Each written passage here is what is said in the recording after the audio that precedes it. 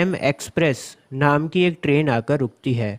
उस ट्रेन में बहुत सारे पैसेंजर्स चढ़ते हैं और उन बहुत सारे पैसेंजर्स में से एक लड़की भी होती है जिसका नाम है मिस फेयरचाइल्ड। ठीक है, स्टेशन का नाम डेनवर है और ट्रेन का नाम है B&M एक्सप्रेस। और उस B&M एक्सप्रेस ट्रेन में मिस फेयरचाइल्ड बैठी हुई हैं। मिस फेयरचाइल्ड बहुत ही खूबसूरत लड़की हैं और मिस फेयरचाइल्ड के सामने दो मर्द आकर बैठते हैं। दोस्तों, ट्रेन का जो डब्बा होता है ना, कुछ इस तरह का होता है। एक पैसेंजर के सामने कोई दूसरा पैसेंजर आकर बैठता है। जो सीट्स होती हैं वो आमने सामने होती हैं। तो जहाँ पर मिस फेयरचाइल्ड बैठी हुई होती हैं, वहीं उनके सामने दो मर्द आकर बैठते हैं। उन दोनों मर्द में से एक तो बहुत ही हैंडसम था, बहुत बोल्ड था और पॉजिटिव एटीट्यूड था उसका। लेकिन जो दूसरा वाला आदमी था, उसके कपड़े गंदे थे और वो खुश नहीं था, थोड़ा सा सीरियस था और उसने अपनी बॉडी वॉडी बना रखी थी। उसके जो मसल्स थे वो हैवी थे और इन दोनों के हाथों में हथकड़ी बंधी हुई थी। दोस्तों, जब ये दोनों मर्द सीट पर आकर बैठते हैं तो मिस फेयरचाइल्ड कोई ख़ास इंटरेस्ट नहीं दिखाती, क्योंकि स्ट्रेंजर से कोई बात करना पसंद नहीं करता। ख़ास तौर से लड़कियां तो बिल्कुल नहीं पसंद करती। लेकिन फिर मिस फेयरचाइल्ड ध्यान से देखती हैं। उन दोनों में से एक मर्द का नाम था मिस्टर ईस्टन। तो मिस फेयरचाइल्ड जब ध्यान से देखती हैं तो उन्हें पता लगता है कि मैं तो मिस्टर ईस्टन को जानती हूँ। मिस फेयरचाइल्ड के चेहरे पर एकदम से मुस्कुराहट आ जाती है। कई बार हमारे साथ भी होता है, जब हम किसी से सालों बाद मिलते हैं, सालों बाद हम किसी को देखते हैं तो हमें बड़ी खुशी होती है और हम उससे बात करना चाहते हैं। हम पूछते हैं कि तुम आजकल क्या कर रहे हो, कैसे रह रहे हो, ठीक है। तो इसी तरह का यहाँ पर भी सीन था। मिस्टर ईस्टर्न को देखकर मिस फेयरचाइल्ड बहुत ज़्यादा खुश हो जाती हैं। मिस फेयरचाइल्ड हाथ मिलाने के लिए अपना हाथ आगे बढ़ाती हैं। लेकिन दोस्तों, मिस्टर ईस्टर्न थोड़ा घबराया हुआ है। मिस्टर ईस्टर्न मिस फेयरचाइल्ड को इग्नोर करना चाहता है और उससे बात नहीं करना चाहता। दोस्तों, ये लड़की बहुत बातूनी है, इसको बातें करना बहुत पसंद है। तो मिस फेयरचाइल्ड बोलती हैं कि क्या तुम अपने पुराने दोस्तों को नहीं पहचानते। दोस्तों, मिस्टर ईस्टर्न को शर्म आने लगती है। उसको एम्बैरेसमेंट फील हो रही है क्योंकि उसके हाथों में हथकड़ी बंधी हुई है। लेकिन फिर भी मिस्टर ईस्टर्न लड़की से हाथ मिलाने के लिए अपना हाथ आगे बढ़ाता है और मिस फेयरचाइल्ड की उंगलियों को पकड़ लेता है, फिंगर्स को पकड़ लेता है। दोस्तों, आप यहाँ पर याद रखना एक बात, मिस्टर ईस्टर्न का राइट हैंड में हथकड़ी बंधी हुई है, ये बात आप लोग याद रखना। तो हाथ मिलाने के लिए मिस्टर ईस्टर्न अपना लेफ्ट हैंड आगे बढ़ाते हैं। मैंने आपको स्टार्टिंग में बताया था कि इन दोनों के हाथों में हथकड़ी बंधी हुई है। मिस्टर ईस्टर्न का राइट हैंड बंधा हुआ है हथकड़ी के एक हिस्से से और दूसरे हिस्से से जो दूसरा वाला बंदा है मिस्टर ईस्टर्न के साथ में, उसका लेफ्ट हैंड बंधा हुआ है। तो अब क्योंकि मिस्टर ईस्टर्न का राइट हैंड फंसा हुआ है हथकड़ी में, इसलिए वो अपना लेफ्ट हैंड हाथ मिलाने के लिए आगे बढ़ाते हैं और मिस फेयरचाइल्ड से मिलने में उन्हें बड़ी शर्म आ रही है, बहुत एम्बैरेसमेंट फील हो रही है। अब दोस्तों, मिस फेयरचाइल्ड जब मिस्टर ईस्टर्न की हथकड़ी को देखती हैं तो वो एकदम से डर जाती हैं, क्योंकि उन्हें नहीं पता था कि उनके हाथ में हथकड़ी बंधी हुई है। मिस फेयरचाइल्ड तो समझ रही थी कि मैं अपने पुराने दोस्त से मिलूंगी, लेकिन यहाँ पर तो पुराने दोस्त की हथकड़ी बंधी हुई है। उनके दिमाग में चलने लगता है कि कहीं ये कोई मुजरिम तो नहीं है। अब दोस्तों, जो दूसरा वाला आदमी बैठा हुआ था ना मिस्टर ईस्टर्न के साथ में, वो सब कुछ नोटिस कर रहा होता है, सब कुछ देख रहा होता है कि कैसे मिस फेयरचाइल्ड के एक्सप्रेशंस बदल गए और वो डर गई हथकड़ी को देखकर, और किस तरह से मिस्टर ईस्टर्न शर्मा रहे हैं, उन्हें एम्बैरेसमेंट हो रही है। वो सब कुछ नोट कर रहा होता है। तो अब ये आदमी कहता है, आपको इंटरप्ट करने के लिए मैं माफ़ी चाहता हूँ। मिस्टर ईस्टर्न एक मार्शल हैं। मार्शल मतलब एक हाई रैंक्ड पुलिस ऑफिसर। तो वो आदमी बोलता है कि मिस्टर ईस्टर्न एक मार्शल हैं और मिस्टर ईस्टर्न मुझे जेल में लेकर जा रहे हैं। मेरे ऊपर नकली नोट छापने का केस है, जुर्म मैंने किया है नकली नोट छापने का। इस वजह से मिस्टर ईस्टर्न मुझे जेल में लेकर जा रहे हैं।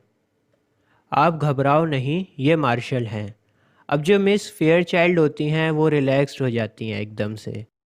एक लंबी गहरी सांस लेते हुए वो लड़की बोलती है, अच्छा तो तुम मार्शल हो, तुम यहाँ पर मार्शल की जॉब करते हो।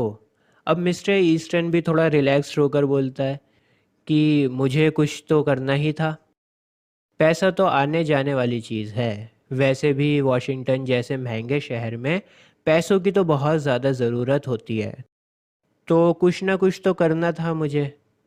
पैसे की तलाश में मैंने एक जॉब ओपनिंग को देखा था और मार्शल के लिए अप्लाई कर दिया था। इस तरह से वो अपनी बातें बनाता है। इसके आगे वो बोलता है, मिस्टर ईस्टर्न बोलता है, हालांकि मुझे एम्बेसडर बनना था, लेकिन मैं एम्बेसडर की जगह मार्शल बन गया हूँ, और मार्शल एम्बेसडर से नीचे पोस्ट होती है। दोस्तों मैं आपको बता दूँ, मिस्टर ईस्टर्न यहाँ पर डींगे मार रहा है। अपनी दिल्ली में कहते हैं लंबी लंबी छोड़ना, तो यहाँ पर ये डींगे मार रहा है, शो ऑफ कर रहा है लड़की के सामने, अपने आप को थोड़ा सा स्मार्ट दिखाने की कोशिश कर रहा है। पहले तो इसको बात करने में इतनी शर्म आ रही थी, लेकिन जब से इसके साथ वाले आदमी ने इसकी थोड़ी सी तारीफ क्या कर दी, इसको मार्शल क्या बोल दिया, ये तो हवा में ही उड़ते चले जा रहा है। दोस्तों मिस फेयर चाइल्ड की नज़रों में मिस्टर ईस्टर्न एक हीरो से कम नहीं थे। अब मिस फेयरचाइल्ड समझती थीं कि मिस्टर ईस्टर्न बहुत ही एडवेंचरस मार्शल हैं, जो घुड़सवारी करते हैं, गोलियां चलाते हैं और बड़े बड़े ख़तरों से खेलते हैं। ये तो ख़तरों के खिलाड़ी हैं। मिस फेयरचाइल्ड मिस्टर ईस्टर्न से बोलती हैं कि क्या हम वॉशिंगटन शहर में दोबारा कभी मिल सकते हैं। अपना इंटरेस्ट दिखाती हैं उनसे दोबारा मिलने में। मिस्टर ईस्टर्न बोलते हैं, नॉट सून, हम जल्द नहीं मिल पाएंगे। दरअसल मेरे अच्छे दिन ख़त्म हो गए हैं, इसलिए हम जल्द नहीं मिल पाएंगे। अब दोस्तों इन दोनों की बातें चल रही होती हैं, और जो दूसरा वाला आदमी होता है वो बोलता है कि चलो मिस्टर मार्शल। मिस्टर ईस्टर्न को बोलता है कि चलो मिस्टर मार्शल, थोड़ा बाहर घूम कर आते हैं। मैंने अभी तक ड्रिंक नहीं करी और सिगरेट भी नहीं पी। तुमने बहुत देर तक बातें कर ली मैडम से। चलो अब थोड़ा बाहर घूम कर आते हैं, मुझे सुट्टा लगाना है, मतलब स्मोकिंग करनी है। मैं स्मोकिंग के बिना मरा जा रहा हूँ। दोस्तों जो स्मोकर होता है ना, उसको एक बाहर घूम कर आते हैं, मुझे सुट्टा लगाना है, मतलब स्मोकिंग करनी है। मैं स्मोकिंग के बिना मरा जा रहा हूँ। दोस्तों जो स्मोकर होता है ना, उसको एक अंदर से तलब होती है सिगरेट पीने की, और फिर वो अपने आप को रोक नहीं पाता, उसको सिगरेट चाहिए होती है। तो यहाँ पर भी वो आदमी बोल रहा है कि मुझे तलब हो रही है सिगरेट पीने की, मुझे बाहर लेकर चलो यहाँ से। इसके बाद दोनों खड़े हो जाते हैं और मिस्टर ईस्टर्न मिस फेयरचाइल्ड से बोलता है कि अगर कोई मुझसे स्मोकिंग के लिए रिक्वेस्ट करे तो फिर मैं उसे मना नहीं कर पाता। ये मेरी ड्यूटी है कि मैं अपने प्रिजनर्स की रिक्वेस्ट को पूरा करूं। अब दोस्तों मिस फेयरचाइल्ड मिस्टर ईस्टर्न से बहुत ज़्यादा अट्रैक्ट हो गई हैं, और मिस्टर ईस्टर्न का अलविदा कहना उन्हें अच्छा नहीं लग रहा। मैंने स्टार्टिंग में आपको बताया था कि मिस फेयरचाइल्ड बहुत बातूनी है, तो वो थोड़ा और बातें करना चाहती थीं मिस्टर ईस्टर्न के साथ में। लेकिन फिर भी वो बोलती हैं कि तुम्हें इस कैदी को लेवनवर्थ लेके जाना होगा ना, लेवनवर्थ लेके जाओगे ना इस कैदी को। मिस्टर ईस्टर्न कहते हैं, हाँ हाँ मुझे इस कैदी को लेवनवर्थ लेके जाना है। इसके बाद ये दोनों आदमी वहाँ से चले जाते हैं, गुड बाय बोल के चले जाते हैं। अब दोस्तों आपको पता होगा कि ट्रेन के डब्बे में बहुत सारे लोग बैठे होते हैं।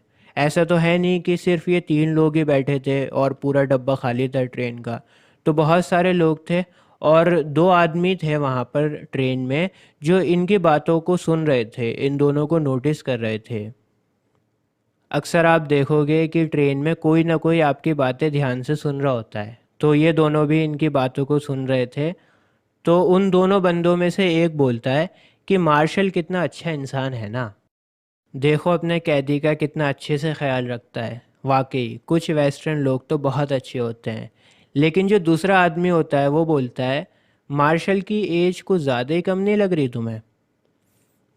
दोस्तों मार्शल एक रेप्यूटेड पोस्ट होती है, और बहुत सारे प्रमोशंस के बाद जाकर मार्शल को बनाया जाता है, और प्रमोट होते होते काफ़ी एज हो जाती है। तो दूसरा वाला बंदा कहता है कि क्या मार्शल कुछ ज़्यादा ही यंग नहीं था? मार्शल इतने जवान थोड़ी होते हैं। और वो बोलता है कि क्या तुमने किसी ऑफिसर के राइट हैंड में हथकड़ी लगी हुई देखी है? दोस्तों, मैं आपको बता दूं कि हमेशा हमेशा राइट हैंड में हथकड़ी मुजरिम के बंदी होती है और लेफ्ट हैंड में पुलिस वाले के बंदी होती है। हमेशा ऐसा होता है। तो वो बोलता है कि क्या तुमने कभी देखा है कि पुलिस वाले के राइट हैंड में हथकड़ी बंदी हो और मुजरिम के लेफ्ट हैंड में हथकड़ी बंदी हो? तो दोस्तों, लास्ट की लाइन में हमें पता लगता है कि मिस्टर ईस्टर्न ही मुजरिम थे, क्योंकि उनके राइट हैंड में हथकड़ी बंधी हुई थी। इसलिए मैं बोल रहा था आपसे कि इस बात को आप याद रखना कि मिस्टर ईस्टर्न ने राइट हैंड में हथकड़ी को पहन रखा है। और उनके साथ में जो बंदा था वो मार्शल था। दोस्तों, मार्शल ने ये नोटिस किया था कि मिस्टर ईस्टर्न लड़की के सामने बहुत ज़्यादा शर्मा रहे हैं, उन्हें बहुत एम्बेरसमेंट हो रही है। तो मिस्टर ईस्टर्न की इज्जत को बचाने के लिए